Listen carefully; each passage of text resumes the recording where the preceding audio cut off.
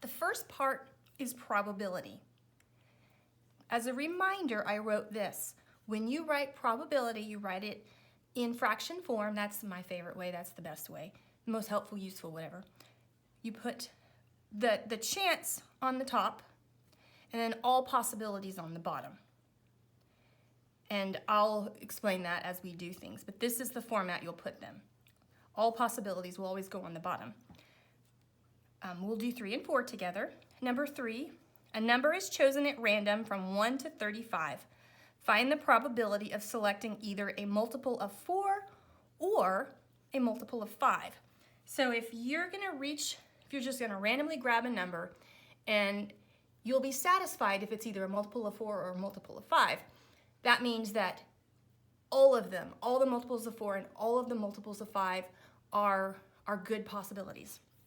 So what I'll do is I will write out my multiples of 4 and my multiples of 5 to see how many there are from 1 to 35. So 4, 8, 12, 16, 20, 24, 28, 32, and then 36 is too big. Those are my multiples of 4. Now my multiples of 5. 5, 10, 15, 20, 25, 30, and 35. From 1 to 35, that includes 35. Now, before I just count these all up, I should note that 20 is in both of them, so I'm not going to count it 2 times. So let's see, from numbers 1 through 35, that is 35 possibilities. So all possibilities are 35, and the chance of the selection, all possibilities are on the bottom, and the ones that I'm looking for will go on the top. 1, 2, 3, 4, 5, 6, 7, 8, 9, 10, 11, 12, 13, 14. So my chances of getting a multiple of 4 or 5 among a group of numbers from 1 to 35 is 14 out of 35. My choices are here. All the possibilities are there. Number 4. If you roll 1 die, find the probability of rolling greater than 4. Okay, well, let's think about a die. How many possibilities are there? I know that a die has 6 sides. That would be, it could be a 1, a 2, a 3, a 4, a 5, or a 6. So there are 6 possibilities. The chance of the ones I'm looking for, let's see, greater than 4. 4 is not greater than 4, so that's 2. So I have 2 out of 6 chances of getting a number greater than 4. Now, with probability as well as ratios and other fractions, you want to reduce it. So here is your final answer, 1/3.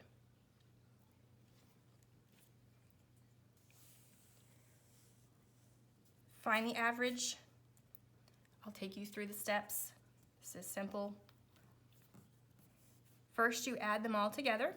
3 plus 6 plus 9. This is 9, plus that would be 18. Divide by the total of numbers. There are 1, 2, 3 numbers. 18 divided by 3 is 6, so my average is 6. Number 3, I've got 6 and 4 make 10, 6 and 4 make 10, that's 20. 25. So all together, when I add it, I get 25. As I always say, you add it the best way that works for you. I have 1, 2, 3, 4, 5 numbers, so I divide that by 5. 25 divided by 5 is 5. Down here, you are dealing with some things you haven't seen before. Some of these are obvious. You know, we've been doing a lot of scientific notation, and it's the same skill. When you multiply by 10 and exponents of 10, you just basically move the decimal to the right to make it bigger. Well, it's the opposite for division. Remember, division and multiplication are opposites. So whatever you do when multiplying, you do the opposite when dividing. So, you know, in number 3, we'll start with this one right here. You've got 0.0883 times 10 to the 6th. Well, you'll move the decimal 6 places. We've got 1, 2, 3, 4, 5, 6. So that would be 8, 8, 3, 0, 0. I moved it 6 places. That is what you're used to. Let me show you this. When you multiply, you move the decimal to the right. That makes the number bigger. It's okay if you forget. If you forget this rule for do you move it to the right or the left, just think, when you multiply, numbers get bigger. When you divide, numbers get smaller. So just ask yourself, when I move the decimal this way, do my numbers get bigger? That's all you need to know. Anyhow, so whereas I move the decimal to the right when I multiplied, when I divide, I will move the decimal to the left. So in this one right here, 521.7 divided by 1,000, it's got 3 zeros. I move the decimal 3 places to the left. 1, 2, 3. So ultimately I have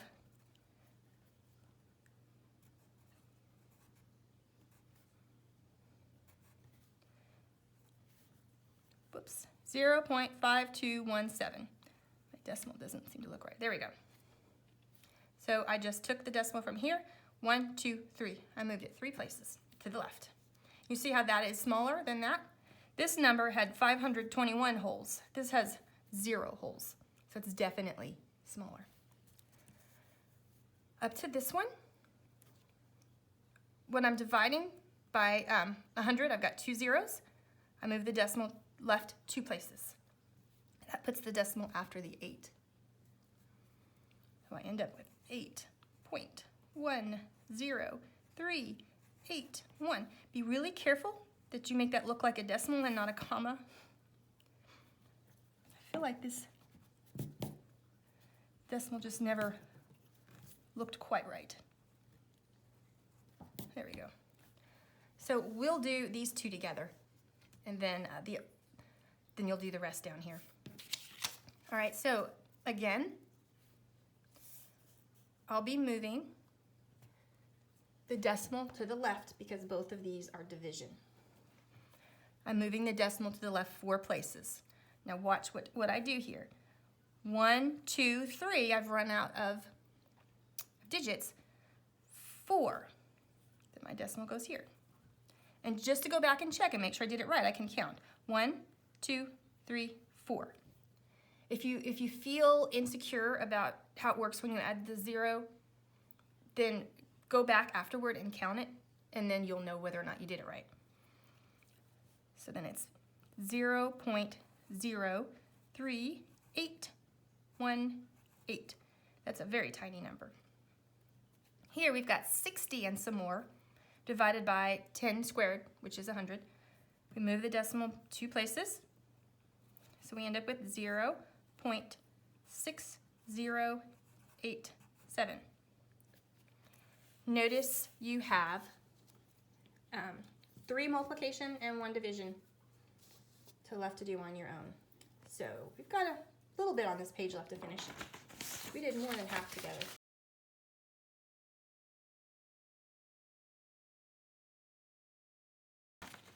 This one may take you a little while longer.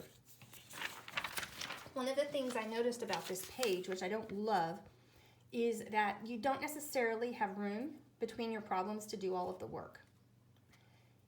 And in a case like this, it's fine to get scrap paper to write out your problems. In fact, that's what I'm going to do. See, I came prepared. The first part, we're solving for A. These are equations where we solve for A. They have multiple steps. So starting with number 3, got 3a squared minus 11 equals 21 plus a squared. My goal in algebra is always to get all the variables to the left and all the constants to the right. So I've got this variable term over here, but I've also got this variable term over here. I don't want this over here, so I'm going to take away a squared from both sides, because what you do to one side, you do to the other. So minus a squared, and that will get rid of this over here. And when I do that, 3a squared minus a squared, I get 2a squared minus 11 equals 21. And I got rid of that, so now that's gone. So now I have my variable term, all of my variable term on the left. But I have part of my constant also on the left. I want to get that on the right because I want to get this all by itself. The inverse of minus is plus, so we will add 11 to both sides. That cancels out. We're left with 2a squared equals 32. Now we want to get the a squared by itself. To get rid of the times a, we divide by 2. To get rid of the times 2, we divide by 2. Divide both sides by 2. That cancels out. We're left with a squared equals 16. You're welcome to leave it that way, or you can solve for just a. Ultimately, this is not the final answer. So if you want to get the final answer, what you do is you've got to find the opposite of squaring is square root. So to get rid of that, we're going to do the square root of what we do to one side, we do to the other. So we'll find the square root of both sides. The square root of a squared is just a. The square root of 16 is 4. And number 3, a equals 4.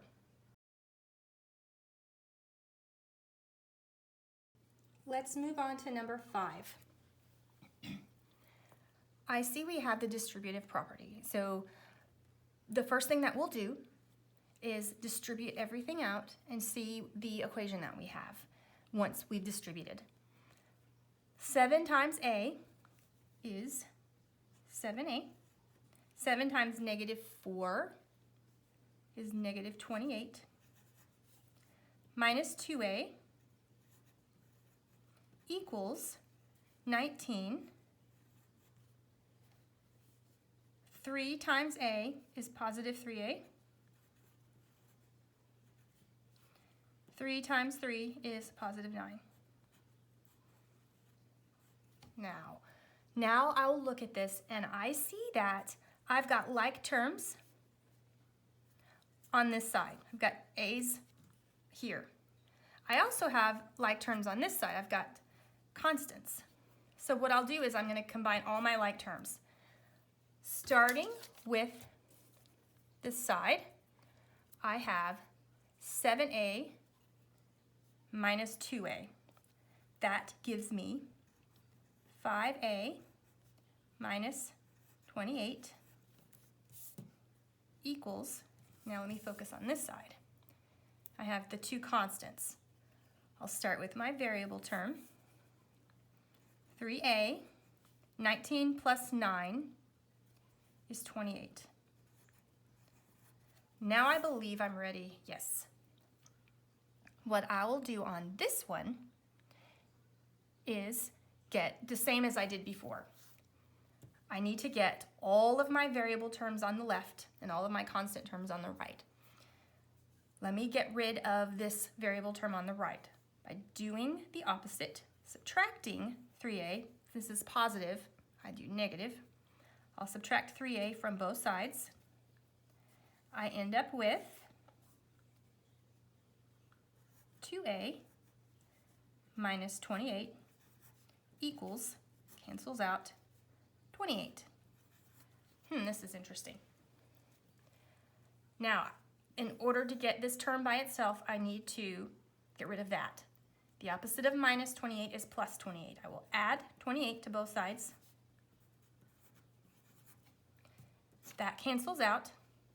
So I'm left with 2a equals, I'm going to be 56. Now I will divide both sides by 2. Divide by 2 is the opposite of times 2. 2 goes into 5 2 times with 1 left over. That makes 16. 2 goes into 16 8 times. The value for a in number 5 is 28. A equals 28. Number 6. Again, I have the distribution property. I'll start with this side. This is already in simple form, this side. 28 minus 4a equals, here's where I need to distribute. 6 times 2a is 12a. 6 times negative 2 is minus 12 plus 24. I've got 2 constants there, so I'm going to rewrite this and I will combine those. Once again, 28 minus 4a equals 12a negative 12 plus 24 plus 12.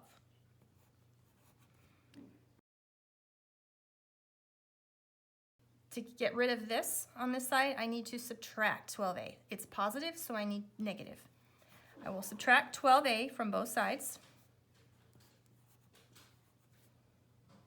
And I'm left with 28 minus 16a equals, cancel out, 12. The next thing I need to do is to get rid of the 28 so that it's not on this side with the negative 16a. The opposite of positive 28 is negative 28, so I will subtract 28 from both sides. That cancels out, and I'm left with, be careful here, negative 16a equals negative 16. When I divide both sides by negative 16,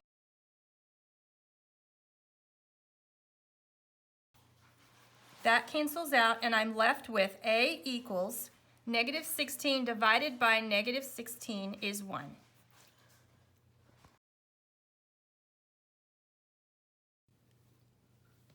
Now for the second part. The second part is substitution as well as equations. I don't believe you've done any like this before. You've done equations and you've done substitution, but never one and the same.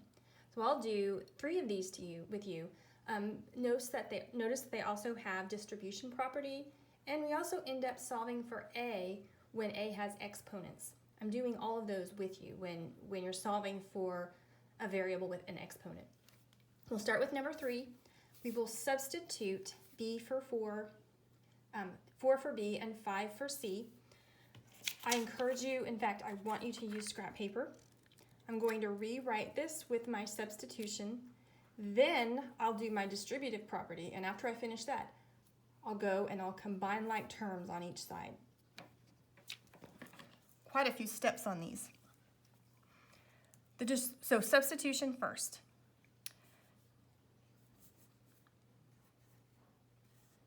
C is 5, so I end up with 5 plus 6 minus 4. B is 4, so times 4, equals 2 times b, which is 4,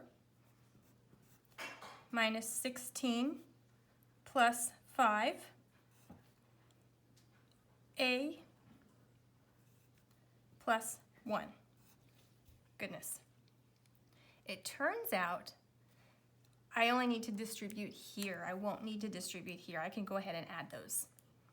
So let me do that. I end up with 3 times 11 minus 4 times 4, 16, equals 2 times 4 is 8, minus 16, plus, here's where I distribute.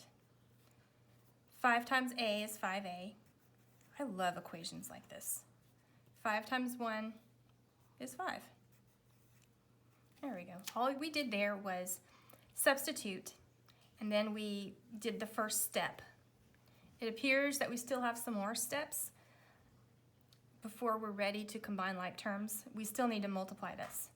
We've got 33 minus 16 equals 8 minus 16 plus 5a plus 5. Now we're ready to combine like terms on each side. I have only constants on this side. 33 minus 16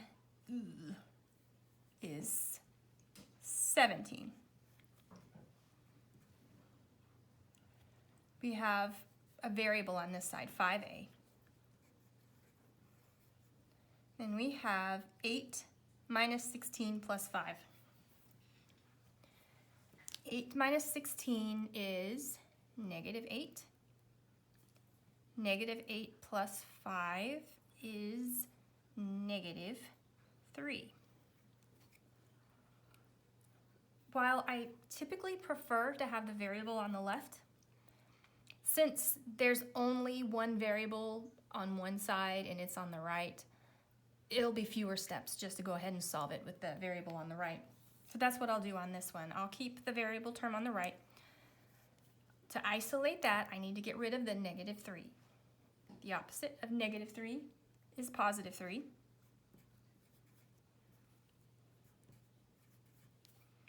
That ends up being 20 equals 5a. That cancels out. Divide both sides by 5 to get the a term by itself. We're left with 4 equals a. We can also write that as a equals 4. So the value for a in number 3 is 4. A equals 4. Make sure that you get all of those steps written down. Remember that there are so many steps on these that you will definitely need scrap paper. On to number 4. Use this right here.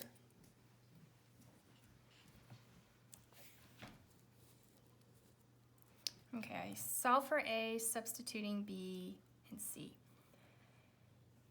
A cubed plus 5 square minus 6 times 4 equals 4 times 4 plus 3 times 5 minus 3. Go ahead and make sure you get that first step written down. All I did was substitute for b and c. The next step is to multiply where it needs to be done. So I've got a cubed plus, we'll go ahead and do that, 25 minus 24 equals 16 plus 3 times 5 is 15 minus 3. There, I've done all of my exponents and multiplication. Now I can combine like terms on both sides. I have a cubed plus 25 minus 24. Well, that is plus 1 equals, no variables. 16 plus 15 is 31 minus 3 is 28. That's the next step. Make sure you have that written down. If I'm going too fast, you can always pause the video. The next step is to get the a term by itself. So we'll do the inverse of plus 1, which is minus 1. That gives us a cubed equals 28 minus 1 is 27. Here's one you've never seen before. So the opposite of a cubed is the cubed root of a. So we will do the cubed root of both of these. So a cubed root, the way you write cubed root is with a little 3 right there. And then 27 with a little cubed root right there. So the cubed root of a cubed is a. That was easy. The cubed root of 27. Let's think. 1 times 1 times 1, 1 cubed, equals 1. 2 cubed, 2 times 2 times 2 equals 8. 3 cubed is 3 times 3 times 3 equals 9 times 3 is 27. Ha. The cubed root of 27 is 3. You won't have these on the ones that you do yourself. Everything where you have to solve for a with an exponent, we're doing those together. Just a reminder. On to number 6. First step, substitution. B is 4, C is 5. Let me write it down, and then I'll give you a moment to make sure you get yours written down, just like mine.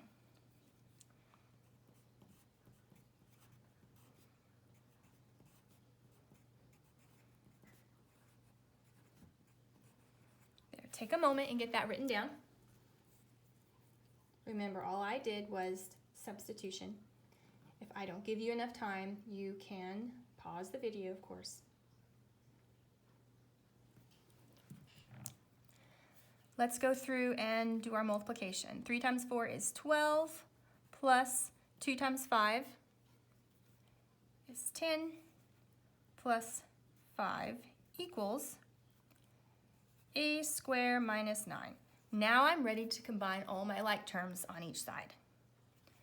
The like terms on here are all constants. Let's see, 12 plus 10 is 22, plus 5, that is 27. 27 equals, that stays the same, a squared minus 9. Now we got to get the variable term by itself. Once again, we'll just keep it on the right. I keep it on the right only when it's easier to keep it on the right. If it's the same number of steps, I always put it on the left. So we'll add 9 to both sides. That gives us 36 equals a squared. Now we'll find the inverse of squared is square root. So let me find the square root of both of these. Make sure my equals sign is dark.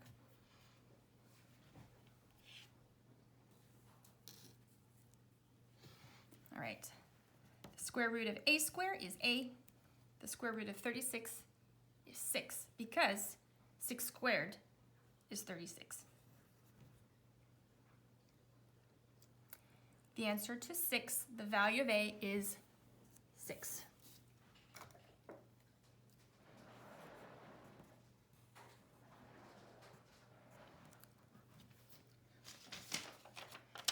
Keep in mind we did the hardest ones together, so you won't have any issues with the others.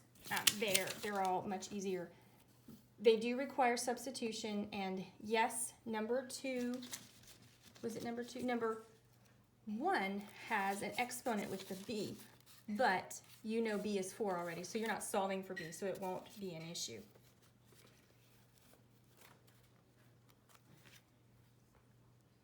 I think this is a fun page. This is the kind of algebra that I always enjoyed. There are a lot of steps that you do one step at a time, and each time it gets a little bit clearer and a little bit easier to understand, and in the end, you did it all. It feels good.